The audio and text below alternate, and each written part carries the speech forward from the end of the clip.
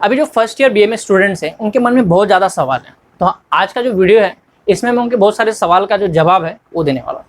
जैसे आप लोग फर्स्ट ईयर बीएमएस, एक तो आप लोग फर्स्ट ईयर बीएमएस में जैसे एडमिशन लेते हो, बीएमएस में जैसे एडमिशन लेते हो आपके मन में बहुत ज़्यादा सवाल आता है। क्यों? क्योंकि आप लोग पढ़े हो फिजिक्स, ठीक है, आप लोग पढ़े हो केमिस्ट्री, जो कि यहाँ पे है नहीं, उसका कोई लेन देन भी नहीं। दूसरा, आप लोग पढ़े हो मेन बायोलॉजी। बायोलॉजी में आपने पढ़ा है सेल के बारे में, ठीक है, ऑर्गन के बारे में पढ़ा है, आपने फिजियोलॉजी पढ़ा है। यहाँ पे बायोलॉजी में क्या पढ़ा है आपने? फिजियोलॉजी, ठीक है। फिर वहाँ पे आपने एनाटॉमी पढ़ा है, बरोबर है। ये सारी चीज़ें आप इसमें ढूंढना स्टार्ट कर देते हो, और जब नहीं मिलता है तो आप लोगों को लगता है कि हम लोग क्या पढ़ रहे हैं, इसका कुछ वजूद है, इस पर आपको डाउट आ जाता है कि ऐसे ही हम लोग पढ़ रहे हैं। ऐसा नहीं है। हमारा जो बॉडी है ना, जैसा कॉइन होता है ना, कॉइन के कैसे दो पहलू है, ठीक, हमारे बॉडी का भी ऐसा आप समझ लो कि दो पहलू है।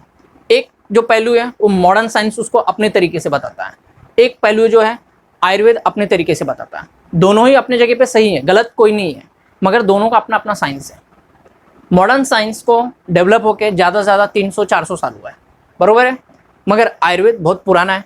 उसके जो मेडिसिन है, क्या बोला मैंने, आयुर्वेद की जो मेडिसिन है, आयुर्वेद की जो मेडिसिन है ये भी तो कोई प्रिंसिपल पे ही काम करते होंगे। ऐसे जैसे मॉडर्न साइंस है वो किसके ऊपर काम करता है? रिसेप्टर्स पे काम करता है। कुछ हार्मोन्स हैं, उनको मालूम है कि ये हार्मोन कम है तो उसको लोग क्या करते हैं, मेडिसिन देते हैं, उस हार्मोन को बढ़ा देंगे। अगर हार्मोन बढ़ गया है तो कुछ ऐसा मेडिसिन देंगे उस हार्मोन को कम करेंगे। बाहर से कोई अगर माइक्रो ऑर्गेनिज्म आ रहा है, कुछ दवा ऐसा देंगे उस माइक्रो ऑर्गेनिज्म को मारेंगे। तो उनका जो मेडिसिन है किस पे काम कर रहा है? ज़्यादा करके रिसेप्टर पे काम कर रहा है, उनके फिजियोलॉजी पे काम कर रहा है, राइट, एकदम। आयुर्वेद है, इसके जो ड्रग्स हैं वो किसके ऊपर काम करते हैं? आयुर्वेद का जो फिजियोलॉजी है उसके ऊपर काम करेंगे। तो आयुर्वेद का फिजियोलॉजी क्या है? इसमें आता है दोष। दोष कितने होते हैं? दो। एक होता है शारीरिक दोष, दूसरा होता है मानसिक दोष। शारीरिक दोष अपने को पता है कितने हैं? वात है, पित्त है, कफ है, ठीक है। तो आयुर्वेद का जो ड्रग है वो किस पे काम करेगा? ये वात पित्त कफ को बैलेंस करने के चक्कर में रहेगा। अगर ये बढ़ गया है तो उसको नॉर्मल करेगा, अगर कम हो गया है तो उसको नॉर्मल करने की कोशिश करेगा। तो मिला जुला के जो आयुर्वेद का जो साइंस है वो इसके ऊपर चलता है। तो इसीलिए आप लोग का जब भी एडमिशन हुआ है तो आप लोग सोच रहे हो कि हम लोग इसको फिर से 11th-12th में जिस तरीके से नीट का हम लोग ने तैयारी किया था हम लोग इसको भी वैसे ही पढ़ाई करें, तो गलत तरीका है। नीट का जब हम लोग ने पढ़ाई किया था, क्या बोला मैंने, नीट का जब हम लोग पढ़ाई किए थे इसका पर्पज़ क्या था?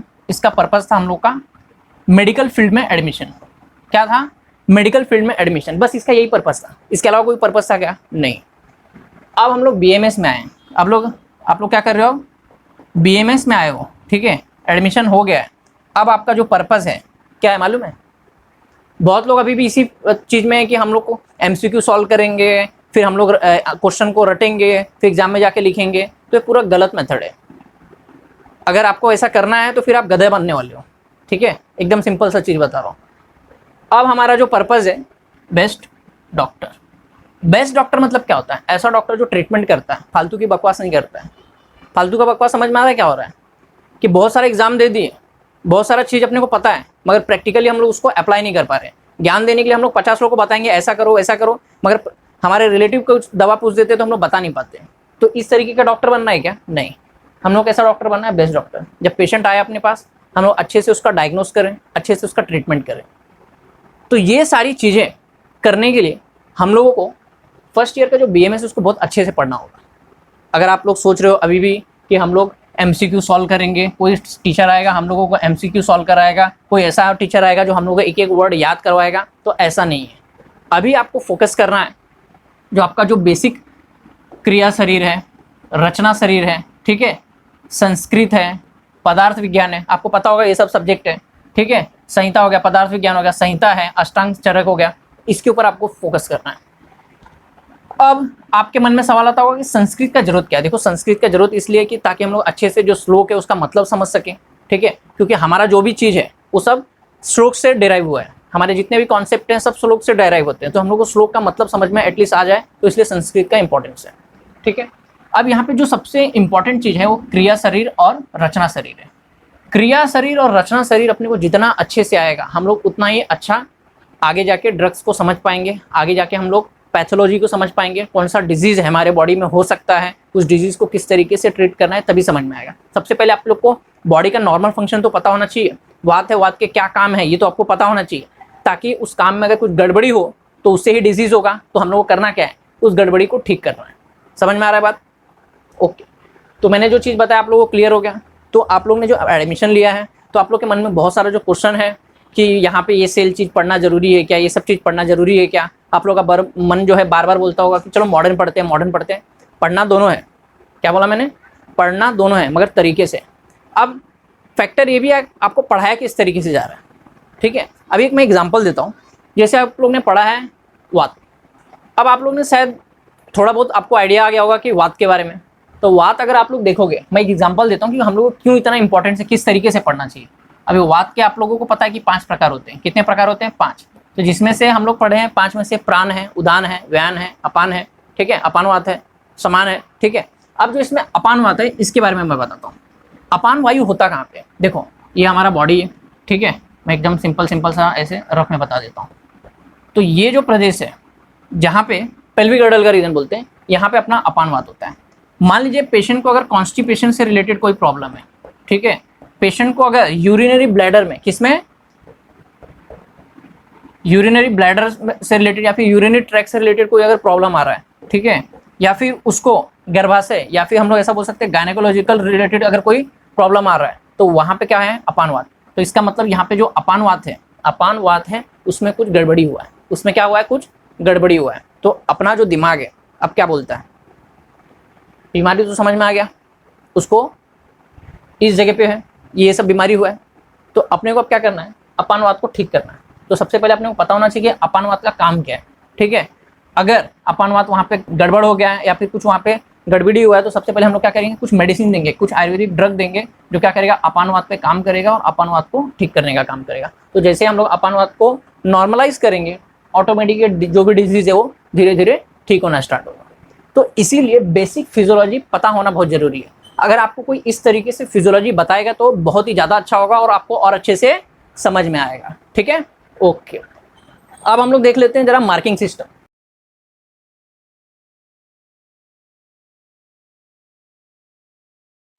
अब हम लोगों को फर्स्ट ईयर में कौन कौन से सब्जेक्ट हैं, तो सबसे पहले अपने को सब्जेक्ट है संस्कृत, ठीक है, और हिस्ट्री ऑफ आयुर्वेदा। तो संस्कृत मार्क, इसका जो मार्क सिस्टम है वो भी देख लेते हैं। तो संस्कृत का जो पेपर है कितना है, पहला पेपर 100 मार्क्स का है, दूसरा पेपर वो भी 100 मार्क्स का है, जो प्रैक्टिकल वाया है वो भी 100 मार्क्स का है। तो टोटल कितने मार्क्स का है, 300 मार्क्स का है। अब इसमें एक चीज़ देखो, जो हिस्ट्री ऑफ आयुर्वेदा है ये 20 मार्क्स का आता है, ठीक है, बाकी 180 मार्क्स का है। क्लियर हो गया एकदम? ओके। वाइवा कितना है, 100 मार्क्स का है, ठीक है, जिसमें से कुछ मार्क्स वाइवा और प्रैक्टिकल पे डिपेंड करता है, और जो 15 मार्क्स शायद आपका जो इंटरनल असेसमेंट होगा, जो एग्जाम में जो क्या बोलते हैं, कॉलेज में जो एग्जाम होता है उसका लोग एवरेज निकाल के वो यहाँ पे ऐड करते हैं, ठीक है। तो कुछ 15 मार्क्स का होता है। तो इस तरीके से मार्किंग डिस्ट्रीब्यूशन है। फिर आता है अष्टांग हृदय और चरक संहिता। तो अष्टांग हृदय का आपने को मालूम है 15 चैप्टर है, और चरक का कितना चैप्टर है, 12 चैप्टर है, ठीक है। तो ये जो पेपर है कितने मार्क्स का होगा, 100 मार्क्स का, ठीक है। इसमें वाइवा कितने का होगा, 100 मार्क्स का, तो टोटल कितना हो गया, 200। पास होने के लिए अपने को कितना मार्क्स चाहिए, 50%, मतलब 50 मार्क्स थियरी में चाहिए और 50 मार्क्स प्रैक्टिकल में चाहिए, तो ही पास होंगे, ठीक है। ओके, फिर आता है क्रिया शरीर। क्या आता है, क्रिया शरीर, जिसमें क्या है, मॉडर्न फिजियोलॉजी भी है और आयुर्वेद का फिजियोलॉजी भी है। तो ये पेपर 1 इसका 100 मार्क्स का है, पेपर 2 भी इसका 100 मार्क्स का है, वाइवा इसका 200 मार्क्स का है, टोटल 400 मार्क्स। क्लियर हो गया एकदम? ओके। फिर आता है पदार्थ विज्ञान।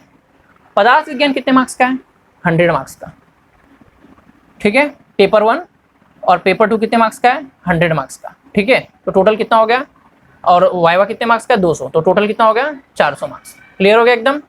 फिर आता है रचना शरीर। रचना शरीर बोलेगा तो एनाटॉमी। तो इसमें मॉडर्न एनाटॉमी और आयुर्वेद का एनाटॉमी दोनों रहेगा, ठीक है। तो इसमें ज़्यादा करके मॉडर्न का एनाटॉमी ज़्यादा सवाल एग्जाम में आता है, क्योंकि वो जानना ज़्यादा जरूरी है। आयुर्वेद का जो एनाटॉमी है वो थोड़ा सा कम अवेलेबल है, तो ज़्यादा करके हम लोग को मॉडर्न एनाटॉमी अच्छे से पता होना चाहिए। और उसमें भी अपने को सबसे ज़्यादा पता होना चाहिए क्या, क्लिनिकल एनाटॉमी, ठीक है। तो इसका मार्क्सिंग देखोगे तो पेपर 1 100 मार्क्स का है, पेपर 2 100 मार्क्स का है, वाइवा जो है इसमें 200 मार्क्स का होता है, टोटल 400 मार्क्स। तो इस तरीके से मार्किंग सिस्टम डिस्ट्रीब्यूशन। अब इसमें जो क्वेश्चन पूछे जाते हैं तो कैसा होता है, अब हम लोग थोड़ा सा ना मार्किंग सिस्टम देख लेते हैं फर्स्ट ईयर बीएमएस का। तो मार्किंग सिस्टम देख लेंगे तो इसमें ना 3 टाइप के क्वेश्चन आते हैं। एक आएगा MCQ, ठीक है, दूसरा आता है SAQ, फिर आता है LAQ, ठीक है। MCQ जो होता है वो 20 मार्क्स का होता है, ठीक है, टोटल 20 MCQ आते हैं। एक MCQ 1 मार्क्स का है, ठीक है, क्लियर हो गया। SAQ जो होते हैं टोटल 8 SAQ पूछेंगे, एक SAQ जो है वो 5 मार्क्स का है, तो ये हो गया 40 मार्क्स। LAQ टोटल 4 पूछता है, एक LAQ 10 मार्क्स का होता है, तो टोटल हो गया कितना, 40। तो इस तरीके से हो गया 100 मार्क्स, क्लियर। तो ये हो गया हमारा मार्किंग सिस्टम। देखो अभी मैंने सब चीज बता दी आपको। अभी हमारा जो BMS है इसको बहुत ज्यादा ऐसा अलग ही कुछ मत समझो, एकदम रिलैक्स होके अच्छे से एंजॉय करो और पढ़ाई करो। अब इसको पढ़ना कैसे वो मैं बताता हूँ। सबसे पहले जो BMS है ना ये 1.5 ईयर का है, ठीक है। तो 1.5 ईयर को ना बहुत अच्छे से यूटिलाइज करना है। स्टार्टिंग का जो 1 से 2 महीना होगा इसमें आप लोगों को बुक्स कौन से लेने हैं, ठीक है, किस तरीके से पढ़ाई करना है। सब्जेक्ट के नाम ही याद नहीं होते बहुत सारे लोगों को, सब्जेक्ट का नाम, बुक कैसे पढ़ना है, क्या चीज़ कैसे क्या चल रहा है, पहले आपको इसी को फिक्स करने में चला जाएगा। हॉस्टल से घर से दूर आए हो, मन नहीं लगेगा, कभी अलग फील होगा, तो ये सबको एडजस्ट करने में ही थोड़ा टाइम लग जाएगा, ठीक है। प्लस आप जो एक ट्रॉमा में हो कि आपको MBBS नहीं मिला, ये सबको फिक्स करने में ही थोड़ा सा टाइम चल जाता है, तो 1-2 महीना उसमें ही चला जाता है, ठीक है। बाकी जो भी टाइम बचेगा, अब पढ़ना कैसे। तो सबसे पहले ना अपना जो कॉन्सेप्ट है एकदम क्लियर रखो कि हम लोग अगर BMS किए, अब जो होना था वो तो हो गया, ठीक है। अब BMS जब हम लोग किए तो हम लोग को करना क्या है, आगे बनना क्या है। पेपर पे डॉक्टर बनना है या फिर क्लिनिकल जो प्रैक्टिस करता है वो डॉक्टर बनना है, ये डिसाइड करना है। डॉक्टर तो बनोगे आप, मगर कौन सा, पेपर वाला या फिर जो अच्छे से पेशेंट को ट्रीट करता है वो डॉक्टर बनना है, तो ये पहले डिसाइड करो। अब पेशेंट को जो ट्रीट करता है उसके पास ना क्लिनिकल नॉलेज होता है। क्या बोला, क्लिनिकल नॉलेज होता है, समझ में आ रहा है। अब क्लिनिकल नॉलेज फर्स्ट ईयर में कैसे आएगा, सवाल ये उठता है। देखो फर्स्ट ईयर में हम लोग के पास क्या है, क्रिया शरीर है, रचना शरीर है। क्रिया शरीर में फिजियोलॉजी है मॉडर्न और आयुर्वेद का, रचना शरीर में एनाटॉमी है मॉडर्न प्लस आयुर्वेद का, ठीक है। इसको बहुत अच्छे से पढ़ो। मैंने बताया वात को, पित्त को, कफ को किस तरीके से पढ़ना है, धातु को किस तरीके से पढ़ना है, इसको इतना अच्छे से पढ़ो कि सारा चीज़ अच्छे से समझ में आए, ठीक है। अब देखो अगर आपको वात, पित्त, कफ, धातु मतलब पूरा फिजियोलॉजी जो आयुर्वेद का फिजियोलॉजी अगर ये अच्छे से समझ में आया तो इससे होगा क्या, इससे आगे जाके आपको रोग निदान मतलब पैथोलॉजी एक सब्जेक्ट होता है सेकेंड ईयर में, वो अच्छे से समझ में आएगा। तो रोग निदान अगर अच्छे से समझ में आया तो जब हम लोग फाइनल ईयर में जाते हैं उसमें काय चिकित्सा करके एक सब्जेक्ट होता है जिसमें हम लोग पेशेंट को किस तरीके से ट्रीट करते हैं वो पढ़ते हैं। तो ये अच्छे से आपको समझ में आएगा। जब डिजीज समझ में आ गया तो ये अच्छे से समझ में आएगा। संहिता है, पदार्थ विज्ञान है, इसमें हम लोग पढ़ेंगे गुण के बारे में, ठीक है, कर्म के बारे में। ये जब अच्छे से समझ में आएगा अपने को, रस के बारे में ये जब अच्छे से समझ में आएगा अपने को, तो इससे अपना द्रव्य गुण हो गया, ठीक है, रस शास्त्र हो गया, ये बहुत अच्छे से समझ में आएगा। जब ये अच्छे से समझ में आ गया तो हम लोगों को ड्रग अगर अच्छे से समझ में आ गया, डिजीज़ अगर अच्छे से समझ में आ गया, तो ये दोनों क्या करेगा, हम लोग का जो काय चिकित्सा यानी कि जो ट्रीटमेंट वाला जो पार्ट है उसको एकदम बेटर करेगा, ठीक है। ट्रीटमेंट अगर अच्छे से करने आया तो ही हम लोग जाके अच्छा एक पेशेंट को ट्रीट कर सकते हैं। तो ये इस तरीके से साइकिल चलता है, ठीक है। तो ये हो गया आपका फर्स्ट ईयर, ये वाला हो गया आपका सेकेंड ईयर, ठीक है, और ये हो गया आपका फाइनल ईयर, ठीक है। क्लियर हो गया एकदम। तो अब बात आता है फिर से कि हम लोगों को फर्स्ट ईयर में पढ़ना कैसे, ठीक है।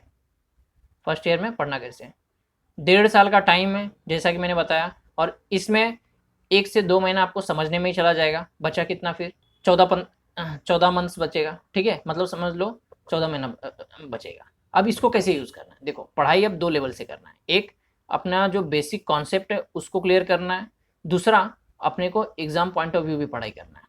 तो जो बेसिक कॉन्सेप्ट है, जैसे जो भी चीज़ मैंने बताया उसको बहुत अच्छे से बार बार रिपीट करते रहना है ताकि वो और स्ट्रांग हो, ठीक है। बाकी एग्जाम ओरिएंटेड जो है, एग्जाम का जो लास्ट का टाइम होता है, मतलब जैसे एग्जाम आने वाला है उसका लास्ट का जो 4 से 5 महीना होता है उसमें एकदम जम के पूरा सब्जेक्ट को पढ़ोगे, आराम से सब चीज़ हो जाता है।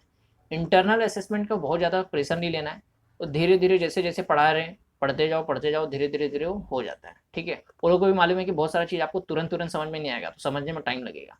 तो इंटरनल असेसमेंट का बहुत ज़्यादा ऐसा डरो मत। मेन जो है फाइनल यूनिवर्सिटी का पेपर होता है, तो यूनिवर्सिटी के पेपर में लास्ट का जो 4-5 महीना होता है ना, एकदम पूरे ताकत से पढ़ाई करो, आराम से निकल जाएगा। बाकी कुछ हेल्प लगेगा, हमारा तो क्लासेस है, वहाँ पे आप कांटेक्ट कर सकते हो। ठीक है, अब मन में सवाल आता होगा यही पीजीईटी का, ठीक है, और नेक्स्ट एग्ज़ाम का क्या करें। तो जैसे कि मैंने बताया, अगर आपका बेसिक क्लियर है, क्या बोला, बेसिक क्लियर है, तो एआईपीजीटी और नेक्स्ट आराम से क्लियर होगा। तो इसको अलग से पढ़ने के लिए, अलग से इसके पीछे रोने की ज़रूरत नहीं है। सबसे पहला बेसिक क्लियर करो। क्लियर है, अब बेसिक मतलब किस तरीके से क्लियर करेंगे। आप लोग ने 11th-12th में नीट का जो एग्ज़ाम दिया था, उसमें कैसे क्वेश्चन आते थे, बिटवीन द लाइन, ठीक है, अंडरलाइन करते रहते थे आप लोग, ध्यान में आ रहा है। जैसे एग्जाम्पल के तौर पे बताऊं, अगर आपसे पूछा वात का गुण, तो वात के गुण क्या होते हैं, रुक्ष होता है, लघु है, शीत है, खर है, सूक्ष्म है, चल है। अब आपके पास 4 ऑप्शन होगा, ठीक है, उसमें से एक ऑप्शन कुछ गड़बड़ दे देगा और बोलेगा कि इसमें से वात के गुण कौन से नहीं है। तो आपको पता होना चाहिए ये गुण है, और इसको छोड़ के अगर कोई होगा वो नहीं होगा, तो उसको आउट करना है। समझ में आ रहा है। आपसे ये पूछ देगा, ये श्लोक एग्जाम में दे देगा, ठीक है, आप पूछेगा कि ये श्लोक किसका है, तो नीचे 4-5 ऑप्शन होंगे, आपको पता होना चाहिए कि ये जो है अष्टांग हृदय सूत्र स्थान यहाँ से लिया गया है। आपको ये श्लोक दे देगा, पूछेगा ये कहाँ से आया है, तो आपको पता होना चाहिए कि चरक सूत्र स्थान में यहाँ से आया है। तो ये सब चीज़ अपने को पता होना चाहिए। फिर अगर आपसे पूछ दिया ये जो वात का स्थान कहाँ पे, इसका लोकेशन, ठीक है, ये कहाँ पे, चरक के हिसाब से देखोगे तो यहाँ पे बताया पक्वाशय है, कटी है। सुश्रुत के हिसाब से देखोगे तो ये स्थान बताया हुआ है। तो ये सारा चीज़ आपको पता होना चाहिए। तो यही सब एग्जाम में पूछता है। तो जब आप पढ़ते हो तो इसको अंडरलाइन कर करके पढ़ना है। ठीक है, एग्जाम में पूछ देगा कि ये जो श्लोक है ये कहाँ से आया है, तो ये आपको बताने आना चाहिए। तो इसी तरीके के सवाल आते हैं एग्जाम में, बहुत ज़्यादा इसमें ऐसा डरने की ज़रूरत नहीं है। ठीक है, तो नीट और एआईपीजीटी का जो प्रिपरेशन है वो आपको धीरे धीरे ऐसे ही हो जाएगा, और हम लोग क्लास में भी बताते रहते हैं किस तरीके से क्या है। ओके, अब बात करते हैं हमारे क्लासेस के बारे में। तो हमारा जो क्लास है, ये हमारा जो क्लास है पूरा लेक्चर्स रिकॉर्डेड होता है। मीन्स आप आपके टाइम के हिसाब से कभी भी कितने बार भी देख सकते हो, रिकॉर्डेड लेक्चर्स होगा। 1.5 साल का सब्सक्रिप्शन हम लोग प्रोवाइड करते हैं, उसके साथ में 3000 MCQ हम लोग प्रोवाइड करते हैं। ठीक है, NCSM के सिलेबस पे बेस्ड है। इसमें हम लोग संस्कृत हो गया, पदार्थ विज्ञान हो गया, शरीर रचना यानी कि एनाटॉमी, शरीर क्रिया, फिजियोलॉजी, इस सारा चीज़ कवर करेंगे। साथ में संहिता, इस सारा का सारा चीज़ इसमें हम लोग कवर करने वाले हैं। ठीक है, कुछ भी छूटेगा नहीं। और ये जो लेक्चर है ये पूरा का पूरा रिकॉर्डेड होगा। मीन्स आपका जो कॉलेज का टाइमिंग होगा, कॉलेज करने के बाद भी आप ये लेक्चर देख सकते हो। आपको पता है जब आप कॉलेज में पढ़ते हो तो बहुत सारे टॉपिक छूट जाते हैं, या फिर कुछ टॉपिक को इतना लाइटली पढ़ाया जाता है कि मतलब वो ऊपर ऊपर से ही लगता है, ऐसा उसमें डीप में नहीं पढ़ाया जाता है। तो हम लोग ने सारा का सारा जो सब्जेक्ट है पूरा डीप में एकदम अच्छे से पढ़ाया है। हमारे जो पढ़ाने वाले जो भी टीचर्स हैं सब लोग ने BMS किया है, और BMS करने के बाद उन्होंने MD किया है। BMS करने के बाद MD किया है, तो जाहिर सी बात है कि आपको जो भी चीज़ पढ़ाएंगे वो सब क्लिनिकल प्लस प्रैक्टिकल अप्रोच के साथ में पढ़ाएंगे। तो जिससे क्या होगा, अभी से आपका धीरे धीरे धीरे बेस क्लियर होगा। ठीक है, मैं फिर से बता रहा हूँ, क्रिया शरीर और रचना शरीर अगर आप बहुत अच्छे से पढ़ोगे तो आगे जाके आपका जो रोग निदान है, ठीक है, वो अच्छा होगा। रोग निदान अच्छा होगा तो जब हम लोग आगे, रोग निदान में डिजीज़ होता है, डिजीज़ अच्छा होगा तो हम लोगों को आगे ट्रीटमेंट के लिए हेल्पफुल होगा। दूसरे साइड से अगर हम लोग पदार्थ विज्ञान अच्छा पढ़ते हैं तो पदार्थ विज्ञान में क्या है, गुण है, कर्म है, ये अगर अच्छा हो गया तो इसके वजह से हमारा जो द्रव्य गुण है, रस शास्त्र है, ये अच्छा होगा। द्रव्य गुण रस शास्त्र यानी कि ड्रग के बारे में। जब ड्रग अच्छा होगा, हम लोगों को डिजीज़ के बारे में पता चल गया, अब हम लोगों को ड्रग के बारे में अच्छे से पता चल गया, तो ये दोनों क्या करेंगे, ट्रीटमेंट को अच्छे से समझने में हेल्प करेंगे। क्लियर हो गया, तो इसीलिए हम लोग इस तरीके से पढ़ाते हैं। क्लियर हो गया। और हम लोग आपका जो AIPGT का जो प्रॉब्लम है उसको सॉल्व करने के लिए हम लोग क्या करेंगे, सिनॉप्सिस देने वाले हैं। हमारा खुद का एक बुक है, ठीक है, इसके साथ में हम लोग एक बुक देंगे। ये जो बुक है 250 पेजेस में हम लोगों ने सिनॉप्सिस तैयार किया है फर्स्ट ईयर BMS के लिए, जिसमें हम लोग संस्कृत हो गया, पदार्थ विज्ञान हो गया, संहिता हो गया, क्रिया शरीर हो गया, रचना शरीर हो गया, इस सारा का सारा चीज़ कवर करेंगे केवल 250 पेजेस में। 250 पेजेस में इस तरीके का आपको कंटेंट मिलेगा। अब देख लो आप लोग, ये इस तरीके का कंटेंट अगर आप लोग पढ़ोगे तो एग्ज़ाम पॉइंट ऑफ व्यू कितना बेनिफिशियल है, देखो कितना बेनिफिशियल है। ठीक है, अभी जैसे मैं ध्यान से देखो, दिख रहा है आपको? अब सोचो इस तरीके का अगर आपको नोट्स मिलेगा तो कितना मज़ा आएगा पढ़ने में, अब खुद सोचो। अगर आपको क्लास ज्वाइन करना हो, डेमो लेक्चर देखना हो तो आप इस नंबर पे कांटेक्ट कीजिए। ठीक है, प्राइस से रिलेटेड अगर कुछ बात करना होगा तो आप ये नंबर पे कांटेक्ट कीजिए। ठीक है, जैसा रहेगा हम लोग डिस्काउंट भी प्रोवाइड करेंगे। ओके।